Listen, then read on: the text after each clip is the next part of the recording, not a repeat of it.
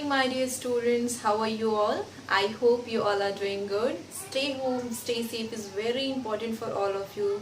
So, my dear student, घर पे रहो, अच्छे से रहो, safe रहो और अपना study करते रहो. Okay? So, student, today I'm going to start your new topic, and we already discussed about internal memory. ठीक है, जो हमारा chapter जो चल रहा है.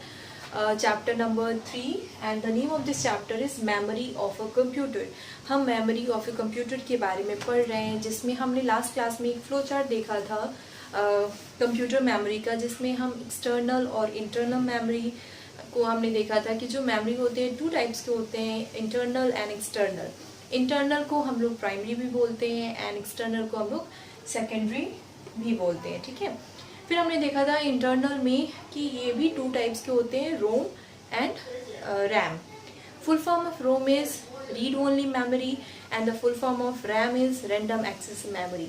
फिर हमने देखा था कि रैम के भी 2 पार्ट्स होते हैं, D RAM and S RAM. Means dynamic random access memory and static random access memory. हमने यहाँ तक तो पढ़ लिया था. रोम के बारे में कुछ काफ़ी डिटेल्स में नहीं है, बट आपको जो उसकी टाइप्स होते हैं, कितने पार्ट्स में उसको डिवाइड किया गया था, वो दिया है. इसके बारे में डिटेल आप नेक्स्ट क्लास में जाओगे तो आपको और अच्छे से पढ़ने को मिलेगा. बट इसमें आपने देखा था कि रोम के भी कुछ पार्ट्स होते हैं, जैसे P ROM programmable read only memory देखा था हमने.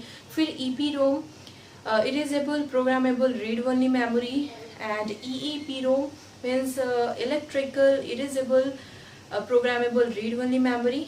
ये जो 3 पार्ट्स थे हमने देखा था. ठीक है, और मैंने आपको बोला था लास्ट क्लास में कि जितने भी इसमें फुल फॉर्म्स हैं उसको आप एक जगह कलेक्ट करोगे, एंड जो रोम के बारे में दिया है ई पी रोम पी रोम, तो आप उसके अपोजिट साइड में जो फुल फॉर्म दिया है, जैसे ई पी रोम के बारे में लिखा है इरेजेबल पी रोम, तो आप उसको प्रॉपर वे में लिखोगे, क्योंकि उसके पहले वाला आपको पता है प्रोग्रामेबल रीड ओनली मेमोरी. ठीक है, रोम का आपको पता है read only memory, full form आपको पता चल गया.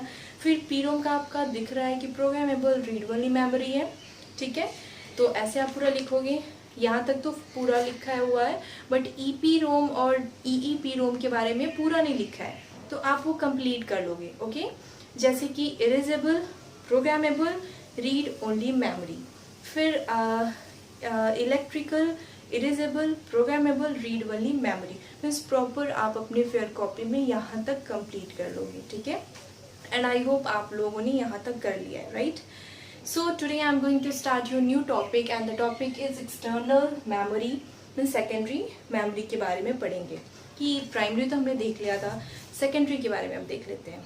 This is not the main memory of computer, but you attached it to the computer to save work if you want to use it in future. तो ये बोल रहा है कि ये जो एक्सटर्नल मेमोरी है वो हमारा मेन मेमोरी तो नहीं है, बट अगर हम इसमें कुछ सेव करना चाहते हैं, किसी काम को करके अगर हम सेव कर रख रहे हैं इन फ्यूचर के लिए, तो आप वो काम कर सकते हो. ठीक है, and RAM and ROM can not be use to save work for future. जो रैम और रोम में जो होता है वो फ्यूचर के लिए हम उसको सेव करके नहीं रख सकते. So you can save data and information in secondary memory.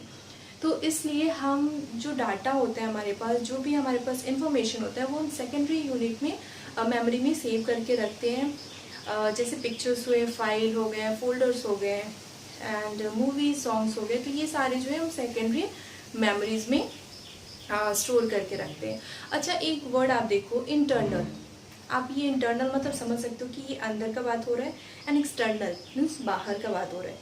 तो रैम और रोम जो है वो इंटरनल मेमोरी है, मीन्स वो कंप्यूटर में फीड रहता है, उसमें रहता है. ठीक है, एंड एक्सटर्नली जो कि हम लोग यूज़ कर सकते हैं, बाहर से कुछ स्टोर करने वाला मेमोरी जो होगा, उसके बारे में हम इसमें पढ़ रहे हैं. ठीक है, तो आप ऐसे भी समझ सकते हो, इसमें 3 नाम समझ जाओ, primary secondary, internal external, and in Hindi internal miss अंदर, एक्सटर्नल मिस बाहर. ये आपको अच्छे से पता है, राइट. सो आपको अच्छे से चैप्टर्स को समझना है. ये नहीं कि आप समझ नहीं रहे हो और आप पूछ भी नहीं रहे हो. जहाँ भी डाउट होंगे प्लीज़ आप मुझसे पूछ लेना. ओके, तो चलो अब आगे देख लेते हैं क्या बोल रहा है. Okay, there are some of the device that work as external or secondary memory बोल रहे हैं यहाँ पे कुछ ऐसे डिवाइस हैं जो कि काम करते हैं सेकेंडरी मेमोरी के रूप में और एक्सटर्नल मेमोरी के रूप में, like hard disk, CD, DVD, pen drive, floppy disk, magnetic tape. ये सारे जो हैं वो एग्जांपल्स हैं जो सेकेंडरी मेमोरी के रूप में ये वर्क करते हैं। ठीक है, अब चलो हार्ड डिस्क के बारे में देख लेते हैं। What is hard disk? Hard disk is a device that can store large amount of data and information. So it is a device where we can store large amount of data. ठीक है, इसमें हम कोई भी data और information large amount में store कर सकते हैं। They are hard, therefore they are called hard disks. ये बहुत hard होता है, that's why हम लोग उसको hard disk कहते हैं। They contain rotating disk. They have magnetic head. ये जो है ये कंटेन करता है रोटेटिंग डिस्क को। आप यहाँ पे हार्ड डिस्क के बगल में आप यहाँ पे जो फिगर बनाया हुआ है आप देख सकते हो, ये हार्ड भी है एंड एक सर्कुलर वे में इसमें मैग्नेटिक डिस्क भी दिख रहा है कि इसका जो हेड है वो मैग्नेटिक हेड होता है। ठीक है, structure and working of hard disk. अब इसके स्ट्रक्चर एंड वर्किंग को देख लेते हैं कि किस तरह से हार्ड डिस्क वर्क करता है एंड इसका स्ट्रक्चर कैसा है। A hard disk has a spindle. This spindle has a flat disk scattered around it. There are two motor in the hard disk. Means एक ये जो हार्ड डिस्क है वो स्प्लेंडर होता है एंड ये मीन्स एक फ्लैटेड डिस्क होता है जिसको आप फिगर में भी देखते हैं, चलो जैसे मैं बता रही हूँ। एंड इसके दो मोटर्स होते हैं, हार्ड डिस्क के 2 मोटर्स होते हैं, disk motor and actuator motor. ठीक है, disk motor spin the disk. जो डिस्क मोटर होता है वो स्पाइन करता है डिस्क पे एंड Actuator keeps in position the read-write head to read and write down on and from the spindle spinning disc. एक जो होता है वो वहाँ पे फिक्स रहता है। ठीक है, एंड जो डिस्क मोटर होता है वो स्पाइन ऐसे करके रोटेट होता रहता है। ठीक, एंड एक जो है वो पोजीशन को सेट रखता है जिसमें रीड राइट हेड होता है एंड इसमें रीड राइट जो भी हम लोग डाटा को डालते हैं वो वहाँ से स्पाइन होते हुए डिस्क पे वर्क करता है। ठीक है, Now come to the point storage capacity of hard disk. अब storage capacity देखते हैं इस hard disk का। Hard disk can store huge amount of data up to 4 terabytes. Okay. This disk rotates at a very high speed. As the disk rotate, magnetic head over the disk read and write information on the disk. अब क्या बोल रहे हैं कि जो hard disk होता है वो लार्ज अमाउंट ऑफ डाटा को स्टोर करके रख सकता है अप टू 4 टेराबाइट एंड ये रोटेट करता है, it's a very high speed. Okay, next one is CD ROM. There are compact plastic disks that are used by computer to only read data. Data cannot be written on CD ROM. CD ROM are mainly used for playing computers game, music and video. ये बहुत ही easy way में बता रहा है कि जो CD ROM का full क्या इसको क्या बोलेंगे, कम्पैक्ट डिस्क। इसका फुल फॉर्म क्या होगा, compact disk read only memory. Read only memory से आपको समझ में आना चाहिए कि सिर्फ ओनली हम लोग रीड कर सकते हैं उस मेमोरी में जो कुछ भी होगा, सिर्फ हम उसको पढ़ सकते हैं, राइट नहीं कर सकते, उसको हम एडिट नहीं कर सकते। ठीक है, तो वही चीज़ बता रहा है कि जो डाटा होता है उसमें हम कुछ लिख नहीं सकते, सिर्फ हम इसमें इसको रीड कर सकते हैं, इसमें हम लोग गेम खेल सकते हैं, म्यूज़िक सुन सकते हैं, वीडियोज़ देख सकते हैं। ठीक है, how to use a CD ROM। CD ROM किस तरह से यूज़ होता है। CD ROM can be played on the CD ROM drive. आपने ये देखा भी होगा, बहुत सारे बच्चों ने देखा होगा कि जो CD होता है वो हम लोग लेके आते हैं और एक ड्राइव होता है, उस ड्राइव में डाल के हम वीडियोस देख सकते हैं, गेम्स वगैरह खेल सकते हैं। ठीक है, उसको हम इंसर्ट करते हैं, insert the CD ROM into CD drive. हम उस CD को इंसर्ट करते हैं CD ड्राइव में। The drive will display the data that is on the disk. वो उसमें हम जब इंसर्ट करते हैं फिर जो ड्राइव, एक हमारे पास ड्राइव भी होना चाहिए एंड CD भी होना चाहिए, देन हम इस पर वर्क कर सकते हैं। ओके, स्ट्रक्चर आप देख सकते हो, CD ROM consist of 1000 of sectors. जो CD ROM होता है वो कंसिस्ट करता है थाउजेंड्स ऑफ सेक्टर, मीन्स उसमें छोटे छोटे पार्ट्स होते हैं, छोटे छोटे सेक्टर डिवाइड मतलब उसमें डिवाइड किया गया है। आप CD देख सकते हो कि किस तरह का दिखता है CD। ठीक है, now next one is capacity. इसका कैपेसिटी क्या होता है। CD ROM can hold up to 700 MB of data. CD ROM जो है वो स्टोर करके होल्ड करके रख सकता है ओनली 700 MB मेगाबाइट, जो कि उसमें स्टोर करके रख सकते हैं। ठीक है, CDRW कॉम्पैक्ट डिस्क री राइट एबल। अब CD रोम जो है जिसमें हम लोग ओनली रीड एंड राइट कर रीड ओनली मेमोरी होता है, बट एक और जो आता है CD-RW मीन्स कॉम्पैक्ट डिस्क री राइटेबल, मतलब हम लोग उस पर कुछ राइट दोबारा से एडिट कर सकते हैं, वैसी भी एक CD आती है, ठीक है। CD-RW can be used to both read and write data and information. This means you can store data on them, then erase all data and again store data.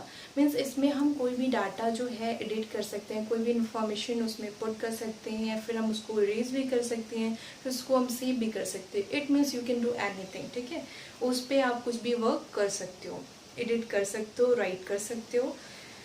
You can store and delete data on CD-RW many times. आप इसमें बहुत time मतलब बहुत बार उसमें किसी भी data को store कर सकते हो, लिख सकते हो, इरेज कर सकते हो, ठीक है। A blank CD-RW can use be bought from the market and use, मतलब ये जो ब्लैंक CD जो होता है वो मार्केट में मिलता है, जो कि अगर हमें यूज़ करने की ज़रूरत हो तो हम मार्केट से जाके ले सकते हैं। It looks just like CD ROM, ये CD रोम के जैसे ही दिखता है। It is a different from a CD ROM because CD-RW can be use to read write and erase data again and again.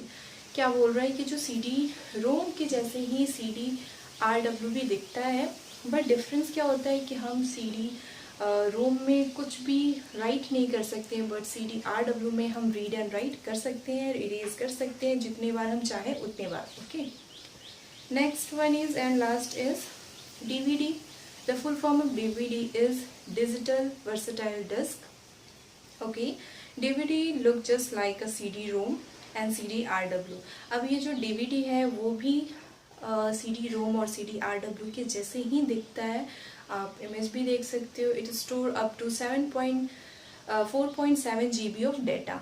ये जो है इसका स्टोरेज कैपेसिटी जो है CD-ROM से बहुत ज़्यादा है, ये 4.7 GB है, एंड जो CD-ROM जो होता है ओनली 700 MB में ही स्टोर कर सकते हैं किसी भी डेटा को। Memory unit bits and bytes. अब यहाँ पे मेमोरी यूनिट दिया है कि किस तरह से बीट एंड बाइट को हम समझते हैं, कन्वर्ट करते हैं, या हमें समझ में आता है कि बीट्स बड़ा है या बाइट बड़ा है, ठीक है। Bit is the small unit of data. Bit जो होता है वो डाटा का स्मॉल यूनिट होता है, एंड बाइट जो होता है, byte is a group of 8 bits. Byte क्या होता है, 8 बिट्स के ग्रुप को हम लोग बाइट बोलते हैं, ओके।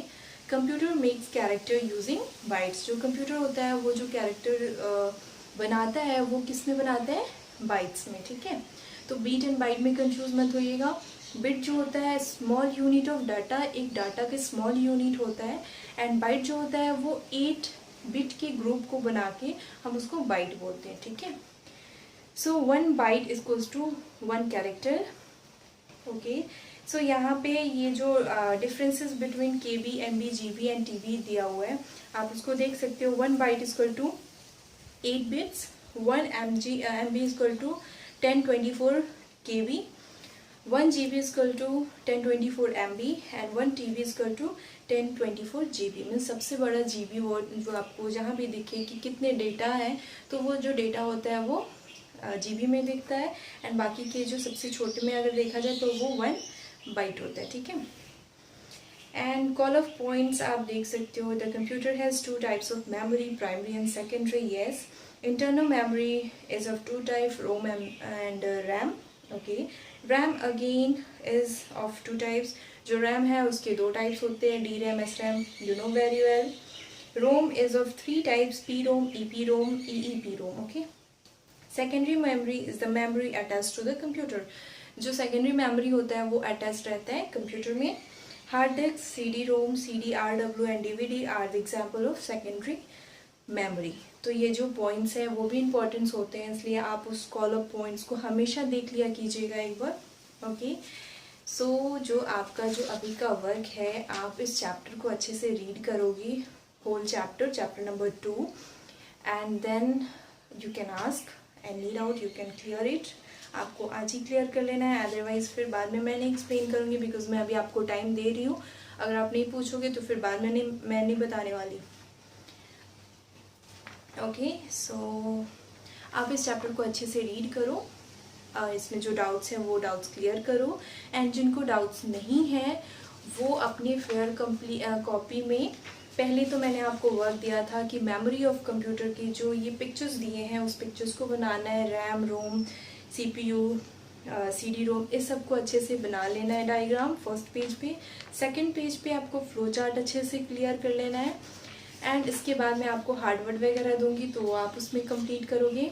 तो ये सब आपको करने के बाद आप जो मल्टीपल चॉइस क्वेश्चंस हैं वो and filling the blanks, D number question and E number means ये सब अगर आप कंप्लीट कर चुके हो जो मैंने प्रीवियस क्लास में दिया था तो अभी आप मुझे ये एक्सरसाइज करके दिखाओगे A, C, D and E। इसको कंप्लीट करो एंड उसको फोटो क्लिक करके आप मुझे सबमिट करो। Okay, so I hope you have no problem in this chapter and if you have any problem then no problem, you can ask with me right now. Okay, so student, bye and take care, have a nice day.